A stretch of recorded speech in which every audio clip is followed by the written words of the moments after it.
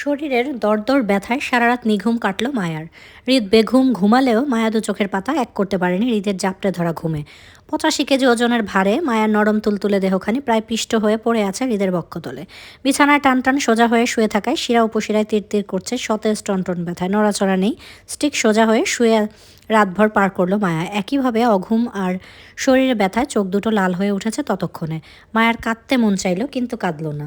হৃদের আরামের ঘুম ভেঙে যাবে বলে নিষ্ক্রিয় মায়া একইভাবে শুয়ে রইল বিছানা। হৃদের ঘুমটা আজ বোধহয় একটু দেরিতেই ভাঙলো। আরাম পেয়ে সকাল 7টা 12 দিকে হৃদ হালকা নড়ে চড়ে উঠে মায়ার গলায় নাক ঘষল। মায়া কেঁপে উঠতে হৃদের চোখের ঘুমটা হালকা হলো। অল্প মাথা তুলে ঘুমন্ত জড়ানো চোখে চোখ টেনে তাকালো হৃদ জাগ্রত মায়ের দিকে। তৎক্ষণাৎ কিছু বলল না হৃদ, বরং পুনরায় মায়ের গলায় মুখ গুজে দিয়ে ঘুম জড়ানো কণ্ঠে ধীরে করে বলল, ঘুমাওনি? মায়া আবার কাঁদতে চাইল, তবে কাঁদল না। হৃদের জন্য যে তার শরীর ব্যথা ব্যথা হয়ে গেছে সেটা কি এই লোকের চোখে পড়ছে না? এভাবে সোজা রোবটের মতো কি ঘুমানো যায়? তাও এত বড় মানসিককে নিয়ে। কষ্টে মায়া ঠোঁট উল্টে বলে, এত বড় মানুষ নিয়ে ঘুমালে ঘুম হবে আমার? হৃদ মায়ের গলায় নাক ঘষে আগের ন্যায় বলল, গর্ধপ, আমি বড় নাকি তুমি হাইটে ছোট মানুষ? তারপরও আপনি অনেক ভার, উঠুন, ওজন নিতে শেখো। মায়া চুপ থাকলো, আর কিছু বলল না। হৃদকে কিছু বলাটা অর্থহীন বলে মনে হলো মায়ের কাছে। সে কিছু বলবে যে হৃদ বললেই যে হৃদ শুনবে, শুনবে না সেই ধারণা আছে। তাই ওইভাবেই পড়ে রইল মায়া। তবে লজ্জায় খানিকটা লাল হয়ে উঠছে চোখ মুখ। হৃদ সময় নিয়ে আরও 5 মিনিট শুয়ে থাকলো মায়াকে নিয়ে। অবশেষে মায়াকে ছাড়ার আগে গলায় অধর ছোঁয়ালো। হৃদ নিজের বালিশ টেনে উপর হয়ে শুলো। ছাড়া পেয়ে ব্যথিত শরীর টেনে বিছানা থেকে উঠে বসলো মায়া। যথাসম্ভব দ্রুত উঠে বের হতে চাইলো হৃদের রুম থেকে, কিন্তু তার আগেই পিছনে ডাকলো হৃদ, আমি গোসল করব, এখন আমার কাপড় বের করে গুছিয়ে রাখো। চমকে উঠে মায়ার পা থামলো তৎক্ষণাৎ। ঘাড় ঘুরিয়ে পিছনে তাকাতেই দেখলো হৃদ আগের ন্যায় উপর হয়ে বালিশে মুখ গুজে উল্টো ফিরে শুয়ে আছে। হৃদ মায়ের দিকে তাকালো না। মায়া আশ্চর্য হলো হৃদের কথায়। মায়া কেন তার জন্য কাপড় বের করবে? সব কিছু তো গুছিয়ে রাখাই আছে তার শপের ভিতর, পছন্দ অনুযায়ী নিয়ে নিলেই তো হয়, তাই না? মায়াকে কেন দরকার পড়ছে? এতকাল তো নিজের কাজ নিজেই করে এসেছে এই লোক, তাহলে আজ কেন মায়া কাজ করবে? মায়া নাহজ ভঙ্গিতে মুখ বাঁকিয়ে বলল, আমি করব। হৃদ ঘুরে তাকালো না মায়ের দিকে, কিন্তু হৃদের ধমকের সুর কানে আসলো মায়ের। হৃদ, আমার অফিসে যেতে হবে, দেরি করবা না, যাও সব কিছু গুছিয়ে দাও। মায়া মুখ বাঁকিয়ে শরীরে দরদর ব্যথা নিয়ে গেল ওয়াশরুম ধরে হৃদের ড্রেসিং রুমে। হৃদের জন্য শুধু শার্ট আর প্যান্ট নিয়ে তরতর করে পুনরায় হেঁটে চলে আসলো ওয়াশরুমে। রুমে যাওয়ার পূর্বে ওয়াশরুম 5 মিনিট সময় নিয়ে ফাঁকে হৃদের ওয়াশরুমে এসে দাঁত ব্রাশ করে নিল। চোখে মুখে পানি ছিটিয়ে রুমে এসে দেখলো ততক্ষণে হৃদ বিছানা ছেড়ে উঠে বসেছে। মায়াকে দেখে হৃদ বিছানা ছেড়ে ওয়াশরুমের দিকে পা বাড়াতেই মায়া হাতের কাপড়গুলো বিছানায় রেখে পুনরায় চলে যেতে চাইলো রুম থেকে, কিন্তু এবার পিছন ডাকলো হৃদ। মায়া পিছন ঘুরতেই হৃদ আদেশস্বরূপ বলে, ব্ল্যাক কফি নিয়ে আসো উইদাউট সুগার। মায়া পুনরায় মুখ বাঁকিয়ে পেছন ঘুরে হৃদের দিকে তাকিয়ে অবিশ্বাস্য গলায় বলল, আমি? হৃদ ওয়াশরুমে ঢুকতে ঢুকতে বিরক্তি গলায় বলল, তোমার ওড়নাটা সোফার উপর রাখা আছে, সেটা পরে দ্রুত আমার জন্য কফি বানিয়ে নিয়ে আসো। গোসল শেষে তোমাকে যেন রুমে দেখতে পাই আমি। মায়া কফি হাতে রুমে এসে দেখলো হৃদ শার্ট আর প্যান্ট পরে বিছানার উপর বসে আছে। ভেজা মাথা, চুলগুলো লেপ্টে আছে ফর্সা ললাটের উপর। মায়া মোহিত হলো হৃদের মনোমুগ্ধকর সুপ্ত মুখশ্রী দেখে। জায়গায় স্থির হয়ে দাঁড়িয়ে থাকলো অপলিকবিহীন হৃদকে দেখে। এই সুন্দর মানুষটা মায়ের স্বামী, মায়ের ব্যক্তিগত মানুষ। মায়া কি দুনিয়ার সবচাইতে সুখী মানুষ না? অবশ্যই সুখী মানুষ সে। মায়ের সুন্দর একটা ভালোবাসার মানুষ আছে। আর কি চাই মায়ার? আর তো কিছুই চাই না। মায়ের মোহিত স্থির দৃষ্টি ঘুরিয়ে পড়লো হৃদের লাল রঙা ঠোঁটের উপর। চোখের সামনে ঝলঝল করে উঠলো মায়ার আঘাত করা হৃদের ঠোঁটের কাটা জায়গাটায়। মায়া কেঁপে ওঠে। হৃদ চোখ ঘুরিয়ে মায়ের দিকে তাকাতেই মায়া ধীর পায়ে এগিয়ে আসলো হৃদের সামনে। হাত বাড়িয়ে হৃদের দিকে কফির মগটা এগিয়ে দিতেই হৃদ সেটা হাতে তুলে নিল। কফিতে চুমুক বসাতে বসাতে বিছানার উপর থেকে সাদা টাওয়ালটা মায়ের হাতে তুলে দিল। মায়া কপাল কুঁচকে হৃদের দিকে তাকাতেই হৃদ আদেশ করে বলল, মাথা মোছো। আমি? হৃদ বিরক্তি নিয়ে বলল, আর একবার আমি করবা তো দাঁতগুলো খুলে নিব এবার। রাতের কথা কিন্তু ভুলিনি আমি, মনে রেখো। মায়া ভয়ার্থ ভঙ্গিতে দ্রুত টাওয়াল নিয়ে ধীরে ধীরে হৃদের মাথা মুছতে লাগলো। মায়ার শরীরের সাথে সাথে দুহাত কাঁপছে অনবরত। হৃদ সেটা বুঝতে পেরে অবুঝ সাজলো। নিজের মতো করে কফিতে চুমুক বসালো। মায়া হৃদের মাথা মোছার মধ্যে দিয়ে পুনরায় চোখ গেল হৃদের গলায় ও কানের নিচে। জল জল করছে লাল কালচে কামড়ের দাগগুলোর দিকে। মায়া চমকে উঠে উত্তেজিত ভঙ্গিতে তৎক্ষণাৎ হাত ছুঁয়ে দিল সেখানটায়। হৃদ হালকা নড়ে উঠে মায়ের দিকে তাকালো। মায়া কিছু বলবে তার আগেই হৃদ পুনরায় আদেশ করলো, বেল্ট নিয়ে আসো, যাও। অপরাধী মায়া কিছু বলতে গিয়েও বলতে পারলো না। হৃদের কথায় পিষ্টে জড়তার পা চালিয়ে পুনরায় গেল শপে হৃদের জন্য বেল্ট আনতে। কয়েক সেকেন্ডের মধ্যে ফিরে এসে মায়া হৃদের হাতে বেল্ট তুলে দিতেই হৃদ পুনরায় বলে, টাই নিয়ে আসো। মায়া বাধ্য কন্যার ন্যায় পুনরায় গেল হৃদের জন্য টাই আনতে। মেরুন রঙে একটা টাই হাতে রুমে এসে দেখলো হৃদ দাঁড়িয়ে কোমরে বেল বাজছে। মায়া লজ্জায় সংকোচ চোখ নিচে নামালো। ইতস্তত পায়ে 2 কদম এগিয়ে নত মস্তিষ্কের হাত বাড়িয়ে এগিয়ে দিল হৃদের টাইটি।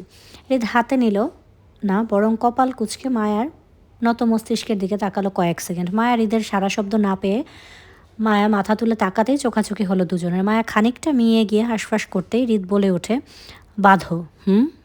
টাই পরাতে জানো না? মায়া মাথা নাড়িয়ে অসম্মতি জানিয়ে বলে, না। এদিকে আসো। হৃদ মায়ার হাত টেনে নিজের সামনে দাঁড় করালো। সে বেশ লম্বা হয়। মায়ার মুখের উপর খানিকটা ঝুঁকে নত হলো। মায়ার হাতের উপর হাত রেখে নিজের গলার টাই বাঁধলো মায়াকে শেখাতে শেখাতে। মায়া মন দিয়ে দেখলো হৃদ টাইটা কীভাবে বাঁধছে। শুজ নিয়ে আসো। মায়া পুনরায় গেল হৃদের জন্য শুজ আনতে। যেহেতু মায়ার পূর্ব থেকে হৃদের কোনো কাজের ধারণা নেই, তাই এই মুহূর্তে হৃদের আদেশ অনুযায়ী মায়া এক এক করে কাজ করছে বাধ্য মেয়ের মতো। মায়া হৃদের জন্য নিজের পছন্দ অনুযায়ী শুজ আনতেই পুনরায় বলে, মোজা আনোনি? মায়া মাথা নাড়িয়ে না বোঝালো। হৃদ বিছানায় বসতে বসতে বলল, নিয়ে আসো। মায়া হৃদের পায়ের সামনে শুজ রেখে গেল মোজা আনতে। মোজা হাতে রুমে এসে দেখলো হৃদ আগের ন্যায় বিছানায় বসে আছে খালি পায়ে। মায়া নতুন ইনটেক মোজা জোড়া হৃদের দিকে হাত বাড়িয়ে দিতেই হৃদ ফ্লোরে পা সোজা করে দেখিয়ে বলে, পরিয়ে দাও। পড়াতে বলছি। মায়া কথা না বাড়িয়ে বসে পড়ল হৃদের পায়ের সামনে। প্যাকেট ছিঁড়ে মোজা বের করে একে একে পড়াতে লাগলো হৃদের পায়ে। মায়ের কম্পিত হাত জোড়া হৃদ বুঝতে পেরেও না বুঝেই রইল, বরং মায়ের হাতেই নিজের পায়ের শুজগুলোও পরে নিল সে। মায়া হৃদকে শুজ পরিয়ে সোজা হয়ে দাঁড়াতে দাঁড়াতে শোনা গেল হৃদের পুনরায় আদেশ, ঘড়ি আর কোট নিয়ে আসো। মায়া গেল হৃদের জন্য ঘড়ি আর কোট আনতে। নিয়েও আসলো, তবে ততটুকু যতটুকু হৃদ আনতে বলেছে। নিজ থেকে বুদ্ধি কাটিয়ে অন্য আর কিছুই আনলো না। ঘড়িটি হৃদের হাতে তুলে দিল, হৃদ পরেও নিল। সোজা হয়ে দাঁড়ালো মায়ার হাত থেকে কোট পরার জন্য। মায়া কোট হাতে দাঁড়িয়ে থাকতেই হৃদ বাঁকা হয়ে হাত মেলে দিল মায়াকে কোটটি পরিয়ে দেওয়ার জন্য। মায়া বিস্মিত চেহারায় হৃদকে কোট পরিয়ে দিল। মায়ার হৃদকে রেডি করতে করতে 8টা বেজে গেল, কিন্তু তারপরও হৃদের সম্পূর্ণ রেডি হওয়ার হলো না। হৃদ মায়াকে রেখে এগিয়ে গিয়ে রুমের আয়নার সামনে দাঁড়ালো। মায়ার হাতে নিজের চুলের ভার না ছেড়ে নিজেই জেল দিয়ে চুল সেট করে দিল। সামনে ফার্স্ট এড বক্স থেকে ওয়ান টাইম ব্যান্ডেজ নিয়ে লাগালো গলার আর কানের নিচের কামড়ের দাগগুলোতে। মায়া অপরাধী চেহারায় তাকিয়ে থাকলো হৃদের দিকে। হৃদ আয়না দিয়ে মায়ের অপরাধী চেহারাটা একবার দেখে নিয়ে কাজ শেষ করলো। আদেশস্বরূপ মায়াকে নিজের কাছে ডাকলো আয়না ধরে তাকিয়ে। কর্নার টেবিলের সামনে সেকেন্ড ড্রয়ারের ভিতর একটা বক্স আছে, সেটা নিয়ে এদিকে আসো। হৃদের আদেশ অনুযায়ী ড্রয়ারের ভেতর থেকে লাল মাঝারি সাইজের একটা বক্স বের করে মায়া হৃদের সামনে গিয়ে দাঁড়ালো। হৃদ মায়ের হাত থেকে বক্সটা নিয়ে মায়াকে টেনে ড্রেসিং টেবিলের উপর বসালো। লাল বক্সটি থেকে সুন্দর একটি ডায়মন্ডের আংটি বের করে মায়ের বাম হাতের অনামিকা আঙ্গুলে পরিয়ে দিতে হতবাক মায়া চোখ বড় বড় করে আংটির দিকে তাকিয়ে হৃদকে বলল, এটা আমার? হৃদ খানিকটা কপাল কুঁচকে মায়াকে দেখে পুনরায় বক্সের ভিতর থেকে সাদা ডায়মন্ডের মধ্যে হালকা পাতলা দুটো চুড়ি বের করলো। মায়া হাত টেনে চুড়ি দুটো পরাতে পরাতে বলল, তোমার হবে কেন? পাড়া প্রতিবেশীদের জন্য আনছি, দিয়ে আসো যাও। মায়া বুক বাঁকালো। হৃদের কথাগুলো পছন্দ হয়নি, তাই তৎক্ষণাৎ হৃদ থেকে হাত দুটো নিজের কাছে টেনে নিয়ে গেল। চুড়িগুলো দেখে বলল, না দিব না আমি। কেন? মায়া হাতে চুড়িগুলো নাড়িয়ে হৃদকে দেখে ঠোঁট প্রসারিত করে হেসে বলল, অনেক সুন্দর, তাই পছন্দ হয়েছে? মায়ের স্বীকারোক্তিতে হৃদ আলতো হেসে মায়ার গায়ের ওড়নাটা একপাশ নিজের হাতে নিতেই মায়া ভয়ার্ত মুখে চমকে উঠে নিজের ওড়না টেনে ধরে অন্য কিছু চিন্তা করে। হৃদ মায়ার ভয়ার্ত মুখের দিকে পাত্তা না দিয়ে স্বাভাবিক ভঙ্গিতে মায়ের ওড়নার কোনায় বাঁধা রিংটা খুলে নিল। মায়ের কেনা রিংটা নিজের হাতে পড়তে পড়তে দৃষ্টি বুলালো সেটাতে। হোয়াইট গোল্ডের মধ্যে সিম্পল রিং, বেশ সুন্দর, এবং তাতে খোদাই করে লেখা বউ। হৃদ রিংটা হাতে পড়তে পড়তে মায়াকে প্রশ্ন করলো, রিংয়ের বউ লেখা কেন? মায়া খানিকটা জড়তা নিয়ে বলে, আপনি বাসা থেকে বের হলে আমাকে ভুলে যান, আপনার মনে থাকে না আমাকে, এই জন্য রিংয়ের মধ্যে বউ লেখা, যাতে এটা দেখে দেখে সব সময় আমাকে স্মরণে রাখতে পারেন, তার জন্য। মায়ার লজিকে কপাল কুচকায় হৃদ মিহি সুরে বলে, আমি ভুলে যাই তোমাকে? আইডিয়াটা দারুণ, তবে এত টাকা পাইছো কোথায়? আমি জমাইছি এত টাকা। বাহ, বেশ বড়লোক তো আপনি। তা কতদিন যাবত টাকা জমাচ্ছিলেন? 3 বছর ধরে। সব টাকা আমার জন্য খরচ করে ফেলেছো? না, আরও আছে। এত টাকা নিয়ে ঘুমান কিভাবে আপনি? চোর ডাকাতে ধরে না? উফ, ধরার দরকার ছিল। আপনি যে এত বড়লোক মানুষ সেটা আসলে চোর ডাকাত জানে না। আজকে আমি আপনার সন্ধান দিয়ে আসবো তাদের। তাহলে চলবে না? মায়া মুখ বাঁকিয়ে বলে, না আচ্ছা বলবো না, তবে তোমার কিছু লাগলে এবার থেকে আমাকে বলবে, কেমন? আচ্ছা। মায়ের সম্মতিতে সন্তুষ্টি হলো। হাত বাড়িয়ে পাশ থেকে একটা টুল এনে মায়ের সামনে বসে পড়লো। দুষ্টুমি বন্ধ করে সিরিয়াস হলো। মায়ের মুখোমুখি বসে হাত দুটো টেনে নিল নিজের হাতের ভাঁজে হৃদ। মায়াকে বোঝানোর উদ্দেশ্যে হৃদ বলতে শুরু করলো, দেখো তুমি ছোটে হতে পারো, কিন্তু স্বামী বোঝো না তেমন কিন্তু নয়। হয়তো তোমাকে অনেক কিছু শেখাতে হবে, আবার আমি শেখাবো, কিন্তু তোমাকে তার আগে কিছু কথা বলে রাখি। আমার মুড যেমন সবার প্রতি এক না, তেমনই আমি কারো প্রতি দয়ালুও না, এক্সেপ্ট ইউ। আমাকে বুঝতে শেখো। আমার অবাধ্য হয়ে কখনোই কিছু করো না। যেটা না করব মানে সেটা নাই হবে। সেটার বিপরীতে কিছু করতে যেও না কখনো, তাহলে ফলাফল ভয়াবহ হবে। দ্বিতীয়ত, আমার ঘরালো মেয়ে পছন্দ, তাই তোমাকে মার্জিতভাবে রাখি আমি। তোমার স্বামী হিসেবে তোমার সৌন্দর্য দেখা বা ভোগ একমাত্র হকদার আমি। তুমি যে শালীন মার্জিত কাপড়গুলো পরো সেটাও আমার ইচ্ছাতে। আমি তোমাকে বোরখা পরাই কারণ আমার জিনিসে কারো নজর আমার পছন্দ না। আমার ব্যবহৃত টিস্যুতে কারো হাত দেওয়াটা আমার পছন্দ না। সেখানে তুমি আমার ব্যক্তিগত মানুষ, আমার স্ত্রী। তোমাকে আর আমি তোমাকে আর আমাকে আমি আলাদা করতে পারি না। আমার মনে হয় তুমি মানে আমি, আমি মানেই তুমি। দুই যান এক সত্তা। তোমার চঞ্চলতা, তোমার পাগলামি, তোমার কোনো কিছুতেই আমার আপত্তি নেই। তুমি যেমন তেমনটাই আমার পছন্দ। এক্সট্রা কোনো কিছুই চেঞ্জ করতে চাই না। তবে আমার নিজস্ব কিছু লজিক আছে। যেমন ধরো, আমি তোমাকে ইন্টারমিডিয়েট পর্যন্ত পড়াবো, তারপর তুমি মনোযোগ দিয়ে আমার সাথে সংসার করবে। এই জেনারেশনের মোস্ট অফ দ্য পিপল বিশ্বাস করে মেয়েদের ইন্ডিপেন্ডেন্ট হওয়া দরকার, নিজের পায়ে দাঁড়ানো দরকার, যাতে এই সমাজে সম্মানের সহিত মাথা উঁচু করে বাঁচতে পারে। কিন্তু আমি এমনটা চিন্তা করি না, ধারণা রাখি না। প্রথমত, আমার ঘরালো মেয়ে পছন্দ যে শুধুই স্বামীর সংসার করবে, যেমন আমার মা দাদি করে এসেছে এতকাল। আমার মা দাদি দুজনই হায়ার এডুকেটেড, তারপরও বিয়ের পর স্বামীর সংসার ছাড়া অন্য কিছু বেছে নেননি। এজন্য পিছনে ঘুরে তাকালে হয়তো শুধু তাদের ভালোবাসাময় সংসারের স্মৃতিটাই চোখে পড়বে। দাদি আরও 50 বছর আগেই ঢাকা বিশ্ববিদ্যালয়ের ছাত্রী ছিল। সেখান থেকে এডুকেশন শেষ করেও সংসার ছাড়া অন্য কিছুই খোঁজেনি। আজ তাদের বিয়ের এত বছর পরও একে অন্যকে ছাড়া অচল, ভালোবাসায় পূর্ণ তাদের সংসার জীবন। বর্তমান সমাজের বাস্তব নামক উচ্ছৃঙ্খল সংসার হচ্ছে, সেখানে ভালোবাসা কম, ভালো থাকার চুক্তি বেশি। যেমন ধরো, স্বামী স্ত্রী দুজনেই যদি কাঁধে কাঁধ মিলিয়ে বাহিরে সম্মান টাকা খুঁজে, তাহলে তাদের নিজেদের সংসারের সম্মান ভালোবাসা থাকে না। দুজনেই দিন শেষে বাস্তব ব্যস্ততা চাপা পড়ে থাকে। তাই তাদের কারোর জন্য কারো হাতে বিশেষ করে সময় ভালোবাসা দেখানোর জন্য কিছুই থাকে না।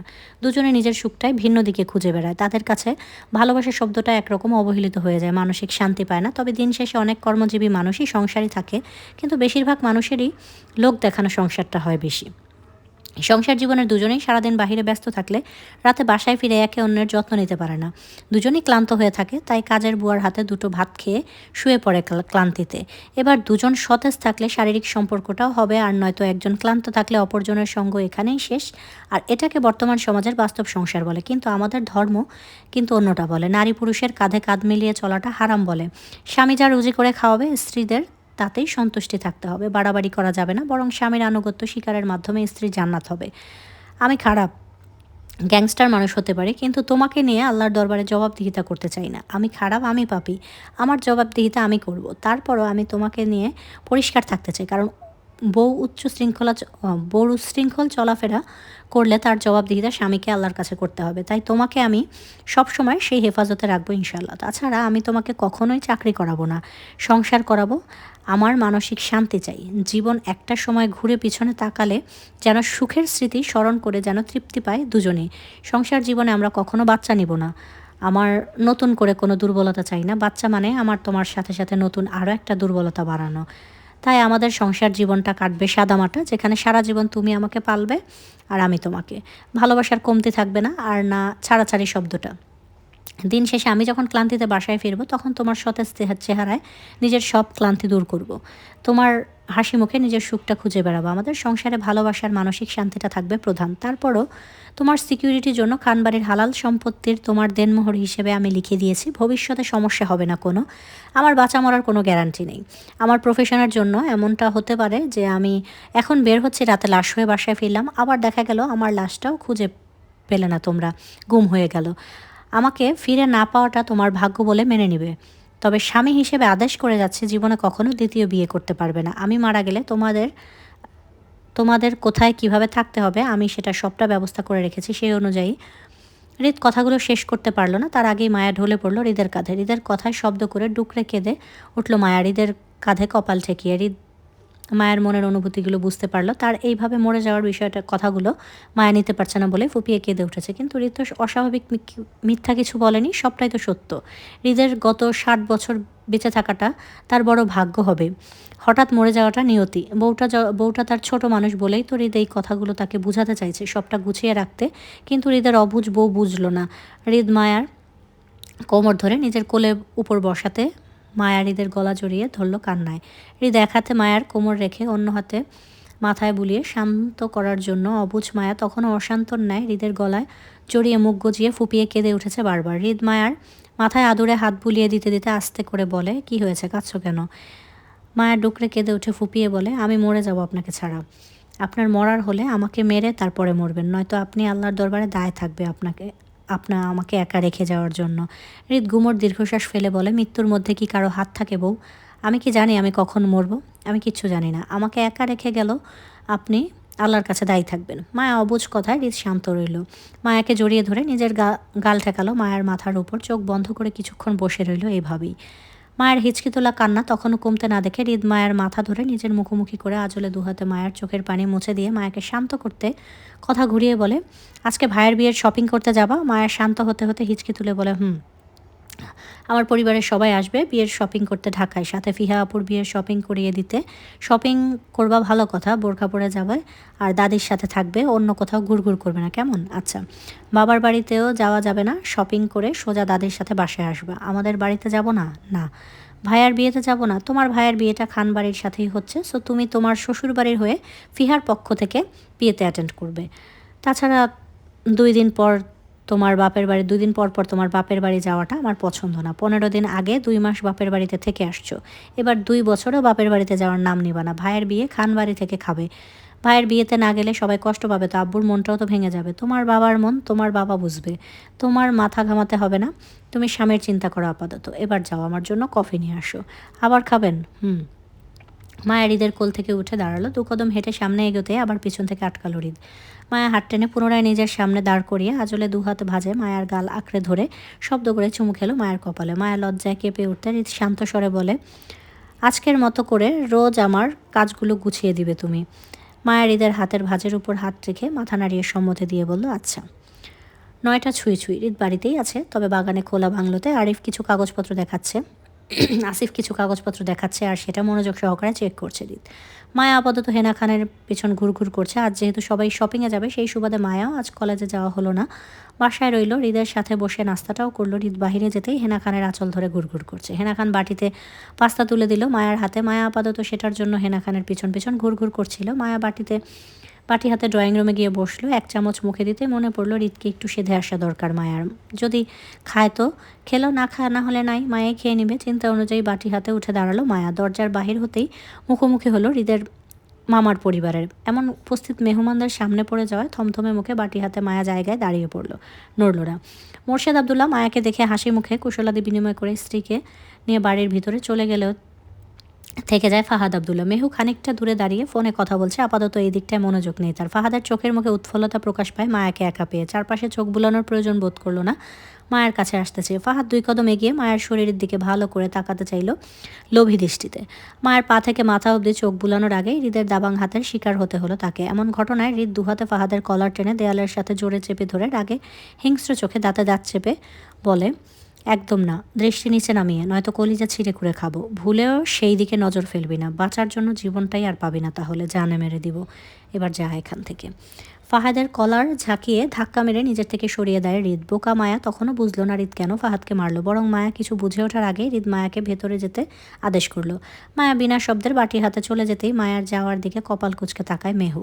হৃদের রাগ, মায়ার প্রতি পজিটিভনেস, ফাহাদের মার খাওয়াটা সবটা তীক্ষ্ণ চোখে পর্যবেক্ষণ করছে মেহু। যা বুঝার সে আপাতত বুঝে গেছে। তারপর হৃদের সাথে একটাবার কথা বলে নেবে। হৃদ গ্যাংস্টার হলেও সহজে সব কিছু ছেড়ে দেওয়ার পাত্রী নয় সে। নিজের ভালোবাসা না পেলে অন্যকে সে সুখে সংসার করতে দিবে এমনটাও না। হৃদকে কিছু করতে না পারলে মায়াকেও কিছু করা যাবে না এমনটা না, কিন্তু কিছু করার আগে মেহুর হৃদের সাথে কথা বলার দরকার। আর আজকে তার পরিবার এসেছে হৃদের সাথে তার বিয়ের আলোচনা করতে। এবার হৃদের উত্তর বুঝে না হয় মেহু কথা বলবে। হৃদ যদি তার সাথে গেম খেলে বা বিয়ে করবে না বলে নাহুজ করে, তাহলে পাল্টা গেম না হয় একটা মেহুও খেলবে শান্ত মস্তিষ্কে সবার সাথে। তোড়জোড় করে বিয়ের শপিংয়ের কেনাকাটায় ব্যস্ত সবাই। ইতিপূর্বে মায়ের পরিবারও উপস্থিত হয়েছে ঘণ্টা দিনেক আগে। শফিকুল ইসলাম আর ওনার স্ত্রী রেহানা বেগম ছাড়া বাকি সবাই উপস্থিত হয়েছে সেই কেনাকাটায়। আরিফ জুয়ের সাথে তাদের বোন মুক্তাও এসেছে স্বামী সন্তান দেবর নিয়ে। 4 বছরের একটা ছেলে সন্তান তাদের, তার নাম মাহাদি সরকার। বাবা শাহিনের হাত ধরে এদিক সেদিক ঘোরাফেরা তার। শুভ এসেছে, আরিফ ফোন করেছিল আসতে, সেও ইতিমধ্যে বসুন্ধরা শপিং মলে উপস্থিত। শুভর অবস্থানটা আপাতত জুয়ের আশেপাশেই আছে। ফিহা, মায়া, হেনা খান, মেহেরবান সাথে এসেছে। বাকি ছেলেরা কেউ আসেনি। তারা রাতে মহলে নিজস্ব কেনাকাটা করে নেবে, বা হেনা খান ছেলেদের জন্য কেনাকাটা করে নেবে ডিজাইনার দিয়ে, এমনটাই ঠিক করা হয়েছে। খানবাড়ির পক্ষ হতে আপাতত আর কেউ আসেনি। তবে হেনা খানের বড় মেয়ে শাহেরবান আজ রাতের ফ্লাইটে লন্ডন থেকে ফিরছেন ফিহার বিয়ের উপলক্ষে স্বামী সন্তানদের নিয়ে। সবাই ঠিকঠাক পূর্ব থেকে, তাই এই মুহূর্তে সবার মনোযোগে ব্যস্ত শপিংয়ে। মায়া চুপচাপ বসে আছে হেনা খানের পাশে। ঈদের কথা অনুযায়ী আপাতত তার কাজ না থাকায় অলসতায় খানিকটা ঘুমে ঝিমোচ্ছে। অর্ধরাত্রি নিঘুমে ফলে ঝিমিয়ে পড়া মায়া হঠাৎই চমকে উঠে হেনা খান তার হাত চেপে ধরায়। তিনি মায়াকে নিয়ে যান মেয়েলি অন্য সেক্টর ড্রেস কোডে। শাড়ি, লেহেঙ্গা, পাকিস্তানি 3 পিস, সারারা, গাউন, চুড়িদার সব কিছু আলাদা আলাদা সেক্টর করে ভাগ করা। হেনা খান মায়ার জন্য নিজ পছন্দ অনুযায়ী সব কিছু উল্টিয়ে উল্টিয়ে দেখছেন মায়ের গায়ে ধরে ধরে। মায়া অনেকটা পুতুল নেয় দাঁড়িয়ে রইল জায়গায়। পছন্দ অপছন্দ বলতে কিছুই নেই। কেনাকাটার মধ্যে হঠাৎই মায়ের জন্য সিঁদুর রঙা লাল টুকটুকে একটা লেহেঙ্গা, যার সব কিছুই ছিল সিঁদুর লাল।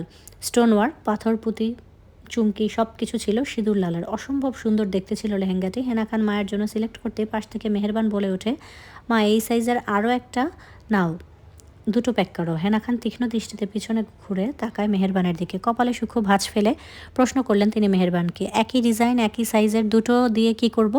মায়ের সাইজ কি ফিহার হবে? ফিহা লম্বা বেশ, বডি দিয়েও আসবে না, তাহলে দুটো নেব কেন? মেহেরবান মায়ের কথায় তৎক্ষণাৎ উত্তর করাটা যুক্তিযুক্ত বলে মনে করলেন না, বরং তিনি সময় নিয়ে অত্যন্ত গম্ভীর মুখে বললেন, তোমাকে নিতে বললাম, তুমি নাও, আমার মায়ের সাইজটাই লাগবে। হেনা খান কিছু বলতে গিয়েও বলতে পারল না, কারণ মেহেরবান কিছু বলার সুযোগ দিল না। তিনি অত্যন্ত গভীর মুখে শাড়ির 3 পিসে সেক্টরে চলে যান। হেনা খান কিছু একটা আন্দাজ করতে পেরে তিনিও চুপ করে যান, বিষয়টি নিয়ে আর মাতামাতি করলেন না। তবে দুটো একই ডিজাইনের লেহেঙ্গা নিলেন, সাথে অন্যান্য ড্রেসও নিলেন, যা প্রয়োজনীয় মায়ের জন্য। কেনাকাটার এক পর্যায়ে সবাইকে চমকে দিয়ে হাজির হলো আয়ন, তার বাবা নাহিদ চৌধুরী ও আরাফ খান। সবাই নর্মাল ড্রেসে আবদ্ধ। বোঝা যাচ্ছে তারা শপিংয়ের জন্য সবাইকে চমক দিতে এসেছেন। আয়নের মলের কাচের দরজা টেনে ভিতরে প্রবেশ করতে প্রথমে চোখ গেল হেনা খানের সামনে বসে থাকা মায়ের দিকে। ট্রে ভর্তি খাবার নিয়ে বসে আছে একটা 4 বছর পিচ্চি ছেলেকে সাথে নিয়ে। দুজন মিলেই সেই খাবারগুলো ভাগাভাগি করে খাচ্ছে। আপাতত তাদের আশেপাশে শপিং কোনো মনোযোগ নেই। মায়ের দুহাতে মধ্যস্থে বার্গার রেখে পরপর বড় বড় কামড় বসিয়ে শেষ করছে সেটা। ছোট বাচ্চাটি মায়ের মতো করে দেখে দেখে একই নেয় হাতের বার্গারটি বড় বড় কামড় বসাতে চাইছে। আয়ন পা দুটো খানিকক্ষণের জন্য স্থির হয়। দরজা টেনে ভিতরে প্রবেশ করতে গিয়েও থেমে যায় মায়াকে দেখে। আজকাল মায়ার বোরকা পরাটাও আয়নের কাছে মুগ্ধ হওয়ার বিষয় হয়ে দাঁড়িয়েছে। ভালোবাসার মানুষ বলে হয়তো আয়ন এতটা মুগ্ধ হয়ে পড়ে মায়ের সব কিছুতেই। হেনা খানের ডাকে আয়নের টনক নড়ল। মায়া থেকে দৃষ্টি ঘুরিয়ে মেঝেতে তাকালো। দীর্ঘ দিনের জমানো মায়ার প্রতি ভালোবাসা তার সহজে ভোলার নয়। তারপরে মনে মনে নিজেকে কঠোরভাবে শাসালো আয়ন মায়াকে না দেখার জন্য। তপ্ত শ্বাস ফেলে চোখ তুলে উপরে তাকাতেই চোখাচোখি হলো জুয়ের তীক্ষ্ণ দৃষ্টির সাথে। হয়তো এতক্ষণ যাবৎ জুইও আয়নকে পর্যবেক্ষণ করছিল মায়াকে এইভাবে দেখা নিয়ে। আয়ন জুয়ের তীক্ষ্ণ দৃষ্টি বুঝে নাও বুঝার মতো করে স্বাভাবিক আচরণ করলো। কাঁচের দরজা টেনে মলের ভিতর ঢুকলো আরিফ, শাহিন, শুভ, মুক্তা। সাথে কুশলাদি বিনিময় করে আরিফকে নিয়ে গেল ছেলেদের সেক্টরে ড্রেস দেখাতে। জুয়ের প্রতি মনোযোগ দিল না আর। দীর্ঘ কেনাকাটার মধ্য দিয়ে সবাই বের হয়ে আসলো শপিং মল থেকে। মেহেরবান গম্ভীর মুখে জুয়ের হাত টেনে ধরে কিছু শপিং ব্যাগ গুজে দিতে দিতে শক্ত গলায় বলল, নাও, এগুলো তোমার। কিছু ড্রেস আছে এতে, আশা করছি তোমার পছন্দ হবে। অপদস্থ জুই অবিশ্বাসনে তাকালো মেহেরবানের দিকে। আপাতত মেহেরবান কথা ও কাজ সব কিছুই জুয়ের মাথার উপর দিয়ে যাচ্ছে। জুই বিষয়টি বুঝতে না পেরে অবিশ্বাস্য গলায় বলল, জি। তীক্ষ্ণতার ভাঁজ মেহেরবানের গম্ভীর চোখে মুখে আচ্ছন্ন। জুয়ের চোখে ধরা পড়ল মেহেরবান সেই তীক্ষ্ণ দৃষ্টির প্রখরতা। জুয়ের এই মুহূর্তে কী করা উচিত সেটা বুঝল না। প্যাকেটগুলো হাতের ভাঁজে গুজে আছে। মেহেরবান জুয়ের সামনেই দাঁড়ানো। তিনি জুয়ের অবুঝ দৃষ্টিতে এড়িয়ে পুনরায় শক্ত গলায় বলল, ভাইয়ের বিয়ে লাফালাফি মাতামাতি কম করবে, বাড়ির বউরা উগ্র হবে, সেটাও আমার পছন্দ না। যদিও তোমার আমাদের পক্ষে হয়ে বিয়েতে অ্যাটেন্ড করার দরকার ছিল, কিন্তু পরিস্থিতি সুবিধার না বলেই চুপ থাকলাম। ধরো শাড়িগুলো বিয়েতে পরবে, যাও এবার। হতবাক জুই হা করে তাকিয়ে রইল মেহেরবানের মুখের দিকে। শকটার কারণ নড়াচড়া বন্ধ। মেহেরবান জুইকে নড়াচড়া করতে না দেখে তিনি বিরক্তি নিয়ে চলে যান নিজের গাড়ির দিকে। অপদস্থ জুঁই চমকে তাকিয়ে রইল মেহেরবানের যাওয়ার দিকে। জুঁইয়ের ক্ষুদ্র মাথায় এতটা আটছে না মেহেরবান কি জুঁইকে আয়নের বউ হিসেবে মেনে নিল নাকি? কিন্তু কেন? জুঁইয়ের ঘোর ভঙ্গিতে তার দৃষ্টি ভিড়ল আয়নের স্বচ্ছ দৃষ্টি। জুঁইয়ের সাথে মেহেরবানের কথাবার্তা সব কিছুই যেন আয়নের কর্ণধার হয়েছে সেটাও বেশ বুঝতে পারল জুঁই। আর এতেই জুঁই খানিকটা হাঁসফাঁস করলো মা ছেলের মধ্যকার বেড়াজালে। ইতস্তত ভঙ্গিতে জুঁই গাড়িতে উঠতে চাইল, কিন্তু তখনই পিছন ডাকলো আয়ন। জুঁই থমকে পিছনে ঘুরে আয়নের দিকে তাকাতেই আয়ন একনিষ্ঠ কণ্ঠে বলে ওঠে, আপনার বাগদত্তার নামটা কি বললেন না তো জুঁই? আয়নের প্রশ্নের উত্তর করলো না জুঁই, বরং হাঁসফাঁস করে দ্রুত গাড়িতে উঠে বসলো শপিং ব্যাগগুলো নিয়ে। কৌশলে আয়নকে এড়িয়ে গেল। আয়ন সেটা বুঝতে পেরেও আপাতত কিছু বলল না পরিস্থিতি বুঝে, বরং এগিয়ে গেল নিজেদের গাড়ির দিকে। সারিবদ্ধভাবে 5টি গাড়ির 2টো গাড়ি যাবে খানবাড়িতে। হেনা খান মায়াকে নিয়ে আরাফ খানের গাড়িতে উঠল। তাদের পিছনের গাড়িটি বডিগার্ডের আয়ন নিজের বাবা মাও ফিহাকে একটা গাড়িতে নিয়ে উঠল। ফিহা আরিফের মাঝে তখনও কোনো কথা হলো না, মান অভিমানে। ফিহাই কথা বলল না। আরিফ বার কয়েক ফিহার সাথে কথা বলার চেষ্টা করেও সফল হয়নি। ফিহা প্রতিবারই কথা না বলে চুপ ছিল আরিফার সাথে। যদিও আরিফ বুঝতে পেরেছিল প্রেয়সীর মান অভিমানের কারণটা। সময় স্বল্প হওয়ার আর ফিহার দিকে মনোযোগ দিতে পারল না। সে শুধু সঠিক সময়ের অপেক্ষায় থাকলো। ভালো ভালো বিয়েটা হয়ে গেল, মান অভিমানের পর্দাটা এমনি সরে যাবে দুজনের মধ্য থেকে, এমনটা ধারণা করে আরিফ ফিহার সাথে বেশ একটা কথা বাড়ালো না। ফিহা সবার থেকে হাসি মুখে বিদায় নিয়ে গাড়িতে উঠে বসলো। আরিফ অসহায় মুখে বেশ কিছুক্ষণ তাকিয়ে থাকলো ফিহার দিকে। খানিকটা সময় নিয়ে গুমোট দীর্ঘশ্বাস ফেলে নিজেকে গম্ভীর করলো সে। সবাইকে তাড়া দিয়ে গাড়িতে উঠাতে গিয়েই জানতে পারলো মায়া যাবে না তাদের সাথে। আরিফ চমকে উঠে মায়ার না যাওয়ার কারণটা জিজ্ঞেস করতেই মায়া জানালো সে ফিহার পক্ষ ধরে খানবাড়ি থেকে বিয়েতে অ্যাটেন্ড করবে। আরিফ বাধা দিতে গিয়েও দিতে পারলো না মায়ার জোড়াজুড়িতে। অজ্ঞাত আরিফ তাদেরকে বিদায় জানালো। আরিফ নিজেদের আনা গাড়িতে উঠে বসলো শাহিনের পাশে। শাহিন ড্রাইভিং সিটে বসা, পিছনে মুক্তা ও জুঁই বসেছে মেহেদিকে নিয়ে। শুভ আপাতত ঢাকায় থাকবে, বরং একদিন পর আশুগঞ্জ যাবে আরিফের বিয়ের জন্য। ব্যবসার জন্য হাতে কিছু কাজ আছে, সেটা শেষ করে যাবে শুভ। রাত 8টা। আরাফ খানের হাতে কিছু কাজ থাকায় তিনি হেনা খান আর মায়াকে খানবাড়িতে নামিয়ে দিয়ে চলে যান পুনরায় অফিসের উদ্দেশ্যে। মায়ের হেলদোল হেনা খানের পেছন পেছন হাঁটছে। পার্কিং এরিয়া ধরে লাইটিংয়ের আলোয় আলোকিত চারপাশ। গাড়ির মধ্যে থাকা শপিং ব্যাগগুলো হেনা খান তদারকি করে বডিগার্ড দিয়ে বাড়ির ভেতরে নিচ্ছেন। ব্যস্ততায় হেনা খান হেঁটে অনেকটা এগিয়ে গেল সবাইকে তাড়া দিয়ে। মায়াও পিছন পিছন হাঁটছিল। হঠাৎই মৃদুস্বরে চিৎকার করতে চাইল মায়া, মাথায় আঘাত পাওয়ায়, কিন্তু করতে পারল না। তার আগেই প্রচণ্ড বেগে কেউ মায়ার মুখ চেপে ধরে টেনে হিঁচড়ে নিয়ে গেল নিজের সাথে অন্ধকারময় পার্কিং লটের দিকে। মায়ার গোঙানির মধ্যে দিয়েই পেছনের ব্যক্তিটি মায়াকে ধাক্কা দিয়ে ফেলল ফ্লোরে। মুখ থুবড়ে ফ্লোরের উপর পড়ল মায়া। দুহাতের কাটা অংশে পুনরায় ব্যথা পেতেই সেখানটায় জ্বলে উঠল মায়ার। তীব্র ব্যথায় কুকড়ে উঠে ভয়ার্ত মুখে পেছন ঘুরে তাকাতেই মায়ের চোখে পড়ল চারপাশে হলুদ আলোয় আলোকিত মেহুর ধ্বংসত চেহারাটা। এক হাতে হকি স্টিক চেপে ধরে রক্তিম চোখে তাকিয়ে আছে মায়ের দিকে উপচে পড়া রাগ নিয়ে। মায়া ভয়ার্ত হলো, জড়সড় হয়ে ফ্লোরে বসে মেহুর দিকে তাকালো। আপাতত সে বুঝতে পারছে না মেহুর কেন মায়াকে এই অন্ধকারময় গলিতে ধরে আনলো, আর কেনই বা মায়াকে আঘাত করলো। মায়া ভয়ার্ত মুখে কিছু বলতে চাইলো মেহুকে, কিন্তু তার আগেই মেহুর রাগের শিকার হলো মায়া। প্রচণ্ড বেগে তেড়ে এসে মায়ের হিজাবের উপর দিয়ে চুলের মুষ্টি চেপে ধরে টেনে দাঁড় করিয়ে গাড়ির সাথে চেপে ধরলো মায়াকে। অন্য হাতে মায়ের মুখের মাস্ক টেনে খুলে গাল চেপে ধরে দাঁতে দাঁত পিষে বলে, তোর মতো সামান্য 2 টাকার মেয়ের জন্য আমি আমার ভালোবাসা ছেড়ে দিব ভেবেছিস? মেহু আবদুল্লাহকে এত সস্তা? তোর জন্য যদি হৃদ আমার না হয় তাহলে আমি তোকেও ছাড়বো না, জানে মেরে দিব তোকে। আমি আমার ভালোবাসা না পেলে তোকে পেতে দিব। 3 বছরের রিলেশন আমার, এত সহজে ছেড়ে দিব হৃদকে? তাও তোর মতো সস্তা নারীর জন্য। হৃদ খানকে কী দেখিয়ে বশ করলি? তোর শরীর দেখিয়ে? তোর এই কচি শরীরের স্বাদ হৃদ খান জাস্ট 2 দিন নেবে, তারপর কি হবে? তোর কি মনে হয় হৃদ খান সারা জীবন তোর সাথে সংসার খেলবে? হৃদ খান এই এক জিনিস 2 বার ইউজ করে না, তাহলে তোকে সারা জীবন ইউজ করবে কিভাবে? জাস্ট 2 দিন তোর শরীর ভোগ করবে, 3 দিনের দিন ঠিক আবার সেই আমার কাছে চলে আসবে, দেখিস তুই। হৃদের প্রতি মায়ার অগাধ বিশ্বাসের পাহাড় ভাঙতে পারল না মেহুর লাবডাব কথায়, বরং মায়ার চোখে মুখে ফুটে উঠল মেহুর জন্য অশেষ ক্রোধ। মায়ার রাগান্বিত চোখ দুটোতে প্রকাশ পেল মেহুর তীব্র অবিশ্বাস। হৃদ মানে মায়ের কাছে অগাধ বিশ্বাস। এবার হৃদ যা বলবে তাই সত্যি মায়ার জন্য, বাকি সব কথা মিথ্যা। হৃদ মায়াকে বলছে মেহুর সাথে তার কোনো সম্পর্ক নেই, মানে নেই, আর এটাই মায়ার বিশ্বাস। মায়া কেন তার মিস্টার ভিলেনের কথা ছাড়া অন্য কাউকে বিশ্বাস করবে না সে বিশ্বাস। গাঢ় অবিশ্বাস থেকেই মায়া শক্তি খাটিয়ে প্রাণপণ ধাক্কা দিল মেহুকে, নিজের থেকে সরালো। এমন ঘটনায় মেহু 2 কদম পিছিয়ে যেতেই মায়া রাগান্বিত গলায় চেঁচালো, একদম বাজে কথা বলবেন না আপনি। উনি আমাকে বলেছে আপনার সাথে ওনার কোনো সম্পর্ক নেই, নেই মানে নেই, আমি বিশ্বাস করি ওনাকে। উনি যদি উনি যা বলবে তাই সত্য, আপনি মিথ্যা বলছেন। আর আমি ওনার প্রেমিকা নই, বউ হই, যে 2 দিন পর পর ওনার মন ভরে গেলে আমাকে ছেড়ে চলে যাবে। ব্রেকআপ শব্দটা প্রেমিকার জন্য থাকে, বউদের জন্য না। আমার বিশ্বাস উনি আমাকে ছাড়বেন না। মায়ার অগাধ বিশ্বাসে খানিকটা নড়ে ওঠে মেহু। মায়ার দিকে তীক্ষ্ণ দৃষ্টিতে তাকিয়ে থেকে হঠাৎ হেসে ওঠে শব্দ করে। হাসতে হাসতে হাতের হকি স্টিকটা ফ্লোরে ফেলে দিয়ে লাফিয়ে উঠে বসে গাড়ির ডিকির উপর। পা নাচিয়ে মায়ের দিকে তাকিয়ে হাসতে হাসতে বলে, লাইক সিরিয়াসলি? একটা গ্যাংস্টার অর্থাৎ কালো দুনিয়ার মালিক হৃদ খান, যার রন্ধে রন্ধে ক্রিমিনাল বুদ্ধি, তুমি তার কথা বিশ্বাস করে আমাকে অবিশ্বাস করছো? ওয়াও! হৃদ খান সম্পর্কে do you have any idea? Hrid খানের চুল পরিমাণ বুদ্ধি তোমার সারা মগজেও নেই।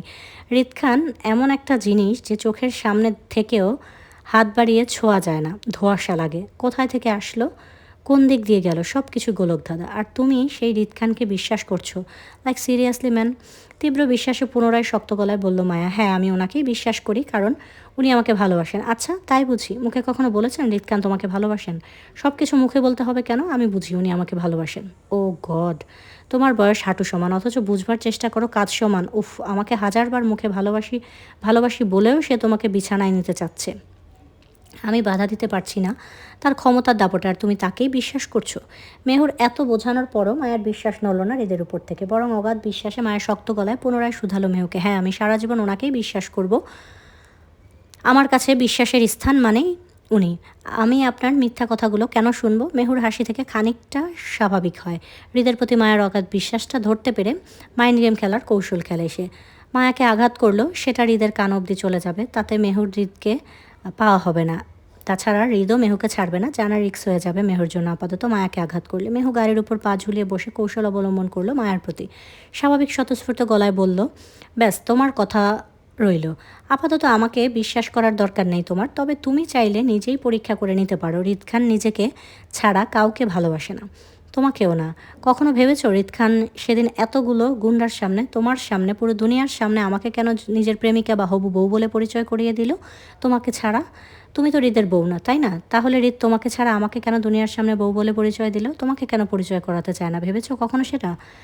মায়া এবার খানিকটা নড়ে চড়ে ওঠে। সত্যি সত্যি হৃদ কোনোদিন মায়াকে নিজের বউ বলে মেহুকে বলেছিল সেটা মায়া জানা নেই। হৃদও মায়াকে খুলে বলেনি কারণটা। অজ্ঞাত মায়া খানিকটা চমকালো, ভরকালো। ভয়ার্ত হলো মেহুর যুক্তিতে। মেহু মায়ার ভয়ার্ত ফেসটা দেখে খানিকটা মিষ্টি হাসলো, পুনরায় বলে উঠল, দেখো হৃদের সাথে আমার সম্পর্কটা ছোট থেকেই, মানে তোমার জন্মের আগে থেকে। হৃদের মা মানে আমার ফুপি, আমার আর হৃদের বিয়ে ছোটোবেলায় ঠিক করে গিয়েছিল ওনার মরার আগে।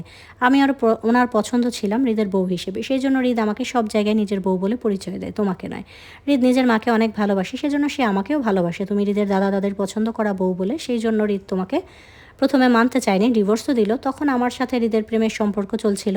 হৃদ বাংলাদেশ থেকে সুইজারল্যান্ড আমার কাছে আসতো, গভীর প্রেম যাকে বলে। যাই হোক, আজকাল হৃদের কচি দেহের প্রতি টান অনুভব হচ্ছে, সেই জন্য তোমাকে ইউজ করে ছুঁড়ে ফেলে দিবে। তোমাকে সতর্ক করলাম, সাবধান হয়ে যাও, হৃদের জীবন থেকে সরে দাঁড়াও, নয়তো তোমার করার কিছুই থাকবে না। কারণ হৃদ খানের সকাল বিকাল রাতটা আমার সাথে কাটায়, এখন সারাদিন হৃদের সাথে কাটিয়ে মাত্র তোমার কাছে আসলাম তোমাকে বোঝাতে। এবার তুমি না বুঝলে আমার কিছু করার নেই। হৃদ খান কালো দুনিয়ার একজন পাওয়ারফুল মানুষ, তার বিচার করার মতো কেউ নেই, তোমার পরিবারও নেই। হৃদ খান আপাতত কচি দেহের টানে তোমাকে কিছুদিন ভোগ করলেও কখনোই তোমাকে দুনিয়ার সামনে তোমাকে আনবে না, সমাজের সামনে বলবে না তুমি হৃদ খানের বিবাহিত বউ, আর এটা আমি বেট লাগিয়ে বলতে পারি। মায়ের বিশ্বাস খানিকটা নড়ে চড়ে উঠল মেহর পরপর কথায়। সত্যিই হৃদ মায়াকে দুনিয়ার সামনে আনতে চায় না, কিন্তু কেন? আপাতত কেন আনতে চায় না? তবে কি হৃদ সত্যি মেহুকে নিজের বউ করতে চায় বলে মায়াকে সাময়িক সময়ের জন্য ব্যবহার করতে চাচ্ছে? হৃদ নিজের মাকে প্রচুর ভালোবাসে, সেটা জানে মায়া। নিজের মায়ের ভালোবাসা তাগিদে যে হৃদ সব কিছু করতে পারে সেটাও বুঝে মায়া। মেহু আবদুল্লাহ হৃদের মায়ের পছন্দ হলে মায়াকে ছেড়ে দেওয়াটা হৃদের জন্য অস্বাভাবিক কিছু হবে না। তাছাড়া মায়া যতটুকু জানে, ছোট থেকেই নাকি হৃদের মায়াকে বিয়ে করা নিয়ে তীব্র না হচ্ছিল। এমনকি মায়া খান বাড়িতে আসার পর হৃদের হাতে তীব্র আঘাতও করেছিল সে, বিয়েটাও বাতিল করেছিল, পুনরায় আবার বিয়ে করেছে কি মায়ার শরীর ভোগের জন্য? তাহলে কি সত্যি মায়ের মিস্টার ভিলেন মায়াকে 2 দিন পর ছেড়ে দিবে? মায়ের জন্য তার মিস্টার ভিলেনের ভালোবাসাটাও কি মিথ্যা? মায়া গলা ভারী হয়ে এলো, চোখ দুটো জলজল করে উঠলো টইটুম্বুর অশ্রুতে। গাল গড়িয়ে নিচে পড়তেই মায়া দুহাতে গাল মুছতে মুছতে কান্না ভেজা কণ্ঠে বলল, আমি বিশ্বাস করি না আপনাকে, আপনি মিথ্যা বলছেন আমাকে। উনি আমাকে বলেছেন উনি আমার সাথেই সারা জীবন সংসার করবেন, আমি বিশ্বাস করি ওনাকে। ওকে বেশ, তাহলে একবার পরীক্ষা হয়ে যাক, কে সত্যি বলছে কে মিথ্যা। কি বলো, কি পরীক্ষা? তুমি হৃদকে গিয়ে বলবে তোমাকে আনুষ্ঠানিকভাবে দুনিয়াকে জানিয়ে দ্বিতীয়বার বিয়ে করতে। যদি হৃদ রাজি হয় তাহলে বুঝবে বুঝবে আমি মিথ্যা বলছি। আর যদি হৃদ রাজি না হয় তাহলে মনে করবে আমার প্রতিটা কথাই সত্য এবং তুমি আমার জীবন থেকে সরে দাঁড়াবে। কি রাজি? মায়া হৃদের প্রতি অগাধ বিশ্বাস রেখে কষ্টে ভারী কণ্ঠে সম্মতি জানালো মেহুকে। ঠিক আছে, আমি রাজি, চলে যাব আপনাদের জীবন থেকে, কিন্তু যদি উনি আমাকে আনুষ্ঠানিকভাবে দ্বিতীয়বার বিয়ে করতে রাজি হয় তাহলে আপনিও কিন্তু আমাদের জীবনে আসতে পারবেন না। মেহু খানিকটা শব্দ করে হেসে বলে ওঠে, আগে রাজি করাও হৃদকে, তারপর শর্ত দিও আমাকে। হৃদের রন্ধে রন্ধে পরিচিত আমি, তোমাকে সে কখনো দুনিয়ার সামনে বউ বলে পরিচয় দিবে না আমাকে ছাড়া। আর একটা কথা, আমাদের মধ্যে এতক্ষণ যাবৎ ধরে যে ডিল হয়েছে সেটা তুমি ছাড়া যেন দ্বিতীয় কেউ না জানে, কারণ এই ডিলটা হৃদের কানে গেলে ক্ষতি কিন্তু তোমারই হবে। সে জোর করে হলেও তোমাকে তার শিকার বানাবে, তখন তুমি পালানোর সুযোগ পাবে না। তাই তোমার ভালোর জন্য বলছি, আপাতত চুপ থাকো, দেখো কি হয়। হৃদ কী বলে সেটা শোনো, তারপর না হয় কথাগুলো বলো। কি বলো? আচ্ছা, আমি কাউকে বলবো না, কিন্তু আমার বিশ্বাস উনি আমাকে আবার বিয়ে করবেন, পুরো দুনিয়াকে জানিয়ে দেখি আপনাকে। উফ, আমি তো দেখার জন্য ওয়েট করছি সুইটহার্ট। যাও যাও, গিয়ে হৃদকে বলো তোমাকে বিয়ে করার জন্য। মেহুর ফাঁদে বরাবরই পা দিল মায়া। হৃদের উপর অগাধ বিশ্বাস নিয়ে চলে এলো সেখান থেকে। মেহু গাড়ির ডিক্কি থেকে লাফিয়ে নেমে মায়ার যাওয়ার দিকে তাকিয়ে বাঁকা হাসতেই পেছন থেকে কেউ শীষ বাজাতে বাজাতে সেখানটায় হাজির হলো। মেহু ঘুরে লোকটিকে দেখে বলে, মনে হচ্ছে প্ল্যানটা কাজে দিবে। মেহুর পাশের লোকটি ঠোঁট প্রসারিত করে রহস্যময় হেসে বলল, অবশ্যই দিবে, কারণ জাল ছিঁড়ে মাছ বের হওয়ার সম্ভাবনা থাকে, লোহা কেটে নয় বেবি। তীব্র অপেক্ষার প্রহর গুণে বসে আছে মায়া, কখন হৃদ বাসায় ফিরবে আর কখন মায়ার জমানো কথাগুলো হৃদকে বলবে। রাত 10টা, 11টা, 12টার দিকে ক্লান্তিময় শরীরটা নিয়ে বাসায় ফিরল হৃদ। কলিং বেল বাজতে জাগ্রত মায়া গিয়ে দৌড়ে দরজা খুলে দিল। হৃদ মায়াকে এত রাত পর্যন্ত জেগে থাকতে দেখে খানিকটা চমকে উঠে হাত ঘড়ির দিকে তাকালো। রাত 12টা অবধি তার বউ জেগে আছে, বিষয়টি আশ্চর্যজনক দেখালো হৃদের কাছে। তারপরও হৃদ কিছু বলল না, দুষ্টুমি ভঙ্গিতে ঝুঁকে টুপ করে মায়ের গালে চুমু খেয়ে নিল, নিজের ক্লান্তিটা দূর করলো মায়ার ডাগর ডাগর চোখের বাঁকা দৃষ্টিতে। মায়ার গালে হাত দিতে হৃদের দিকে তাকাতেই হৃদ আরও একটি কাজ করলো মায়ার সাথে। মায়ার গাল টেনে টোকা মারলো মায়ার মাথায়। বোকা মায়া হা হয়ে তাকিয়ে রইল হৃদের প্রাণচঞ্চল পদচারণে। হৃদ সামনে হাঁটলো, মায়া পিছনে দাঁড়িয়ে থাকলো হতবাক হয়ে। হৃদ কয়েক কদম সামনে হেঁটে পুনরায় পিছন ঘুরে তাকালো কপাল কুঁচকে। মায়ার তখনও গালে হাত দিয়ে হতবাক দৃষ্টিতে তাকিয়ে আছে হৃদের দিকে। হৃদ চারপাশ সূক্ষ্ম নজরে তাকালো, আপাতত আশেপাশে কেউ নেই, সম্পূর্ণ ড্রয়িং রুম ফাঁকা। তবে কিচেন রুমে থেকে টুকটাক শব্দ আসছে, হয়তো হেনা খান কিচেনে আছে, হৃদের জন্য রান্না করছে। হৃদ পুনরায় এগিয়ে গেল মায়ের দিকে। হতবাক মায়াকে পুনরায় চমকে দিতে হৃদ দুষ্টুমি করে ঝুঁকে পড়লো মায়ের মুখের উপর, শব্দ করে চুমু খেলো মায়ের অপর গালে। মায়া এবার লজ্জায় তৎক্ষণাৎ মুখ ঢেকে নিতেই হৃদ মায়ার কানে ফিস ফিস করে বলে, বউ আমার স্বামীর জন্য এত রাত পর্যন্ত জেগে আছে ঘুম ছেড়ে, তাকে একটু আদর না করলে আমার পাপ হবে না? বউ আদর করা ফরজ কাজ, আমি কিন্তু ফরজ কাজ আদায় করছি বউ। হৃদের মুখে বউ শব্দটিতে টনক লড়ল মায়ের। এতক্ষণ যাবৎ হৃদের কাজে লজ্জা পেল, এবার মাথায় ঘুরপাক খেলো মেহুর বলা কথাগুলো। হৃদ মায়াকে সমাজের সামনে বউ বলে স্বীকৃতি দিবে না। মায়া নিজের মুখে হাত সরিয়ে হৃদের মুখোমুখি হয়ে তৎক্ষণাৎ বলে উঠল, আমরা বিয়ে করছি কবে?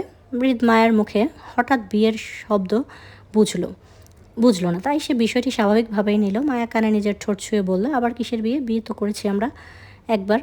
মায়া হৃদের নেশাক্ত কণ্ঠে কেঁপে কেঁপে উঠে বলল, এইভাবে না, আমাদের আনুষ্ঠানিকতা বিয়ে কবে হবে? মানে সবাইকে জানি আমরা আবার বিয়ে কবে করব? মায়ের কথায় হৃদ সোজা হয়ে দাঁড়ায়। আপাতত তার মায়ের কথাগুলো পছন্দ না হলেও বিশেষ একটা পাত্তা দিল না তাতে, বরং মায়াকে বোঝানোর জন্য দুহাতের আঁচলে মায়ার গাল আঁকড়ে ধরে বললে, আমরা কখনোই আনুষ্ঠানিকভাবে বিয়ে করব না, এইভাবে থাকবে সব কিছু। বারবার বিয়ে এত পছন্দ না আমার, একবার বিয়ে করেছি সেটাই যথেষ্ট, আর কি চাই?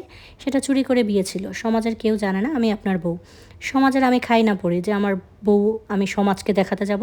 লোক দেখানো বিয়ে আমি কখনোই তোমাকে করব না। বিয়ের করার দরকার ছিল, একবার করেছি, ব্যাস শেষ। এই বিয়ের টপিক দ্বিতীয়বার আমার সামনে তুলে ধরবা না, আমার পছন্দ না। যাও এবার আমার জন্য ঠান্ডা পানি নিয়ে আসো, আমি রুমে যাচ্ছি।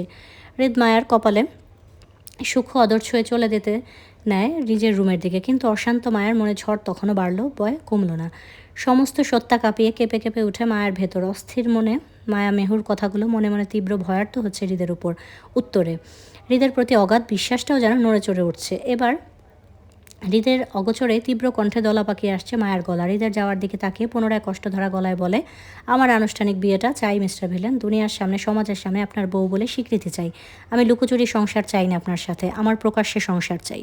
হৃদের পা দুটো থামে। মায়ের মুখে এইসব কথাগুলো হৃদের মোটেও পছন্দ হচ্ছে না, বরং রাগের কারণ হয়ে দাঁড়াচ্ছে। মায়াকে সকালেও বলেছিল হৃদ যে সে কোনো কিছুর জন্য না করলে সেটার অবাধ্য না হতে, কিন্তু রাত হতে না হতেই পুনরায় অবাধ্য হচ্ছে মায়া। হৃদ ঘুরে তাকিয়ে শক্ত গলায় মায়াকে বলে ওঠে, আজকে আনুষ্ঠানিক বিয়ের কথা বলছো, আজকেই যেন শেষ বলা হয় তোমার মুখে। জীবনের দ্বিতীয়বার আমাকে এসব বলতে আসবে না রিত। আমি কিন্তু সহজে মেনে নিব না। সমস্যা হবে তোমার জন্য। এই সমাজ, এই দুনিয়া কারো পরও আমি করি না। আমার সংসার, আমার মর্জি। আমি লুকিয়ে সংসার করব নাকি প্রকাশ্যে করব সেটাও আমার মর্জি হবে। আমি আমি কারো চাপে পড়ে কিছুই করব না। তাছাড়া আমি তোমাকে এই সমাজ, এই দুনিয়ার সামনে আনতে চাই না কখনোই, আর আনবও না। আমার সাফ সাফ কথা, আমি তোমাকে আনুষ্ঠানিকভাবে কখনোই বিয়ে করব না। এবার যাও, কথা না বাড়িয়ে পানি নিয়ে আসো আমার জন্য। আমি রুমে যাচ্ছি। আজকের জন্য এতটুকুই থাক ভাই, গলার অবস্থা খুব খারাপ, আর বেশি কথা বলতে পারতেছে না। অলরেডি 2 গ্লাস পানি খেয়ে ফেলছি ভয়েস দেওয়ার মধ্য দিয়ে। তো যাই হোক, কেমন লাগলো গল্পটা সেটা জানাবা, বেশি বেশি করে লাইক কমেন্ট করবা, আর সবাই ভালো থাকবা, সুস্থ থাকবা। আল্লাহ হাফেজ।